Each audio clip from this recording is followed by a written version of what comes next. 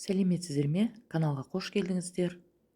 Егер де тіркелмеген болсаңыздар, тіркеліп лайк басып комментарий жаза отырыңыздар. Бүгін біз сіздермен тағы да бір осындай гүлдерімізге пайдалы мандарин қабығынан жасалған қоспаны гүлдерге жасайтын боламыз. Осындай бір мандарин қабығын ашып аламыз да, демі басылған ыстық сумен 1 литрлік осындай бокалға салып, суды құямыз да, оны бір күнге қоямыз. Бұл қоспада көптеген калий, кальций, магний, фосфор, темір бар. Осы қоспа гүлдердің иммунитеттерін көтереді. Міне енді бір күнге қойған біздің суымызды біз мандариннен ажыратып аламыз да, ол судың үстіне тағы да жылы су құйып 1 литр банкіге толтырамыз. Мандарин қабығында көптеген витамин жиынтықтары болады. Бұндағы витамин С ол гүлдердің сау өсуін жақсартса, витамин В ол гүлдердің жаңа жапырақ ашуына көмектеседі. Бұл қоспада витамин В12-ден басқа барлық В витаминдерінің түрлері бар.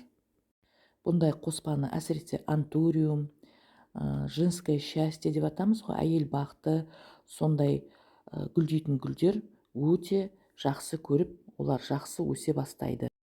Бұл мандарин қабығынан басқа лимон, апельсин қабықтарында көптеген витаминдерге бай болғандықтан, олардан да қоспа жасап, біз гүлдерімізге беріп тұрсақ болады. Бұл қоспамен гүлдердің жапырақтарына да сеуіп тұруымызға да болады. Бұл апельсин, лимон, мандарин қабықтары зиянкестерден сақтауға көмектеседі. Және де бұл мандарин, жаңа айттық қой, лимон, апельсин қабықтарын кептіріп, жақсылап, оны кофемолкаға салып, ұн қылып тартып қойсаңыздар, кейін осындай гүлдерге пайдалануға өте жақсы қоспа болып келеді.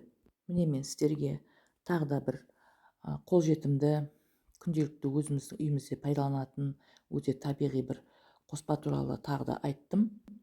Видео пайдалы болса, сіздер де осы қыста гүлдеріңізге осындай витамин қоспасын беріп көріңіздер.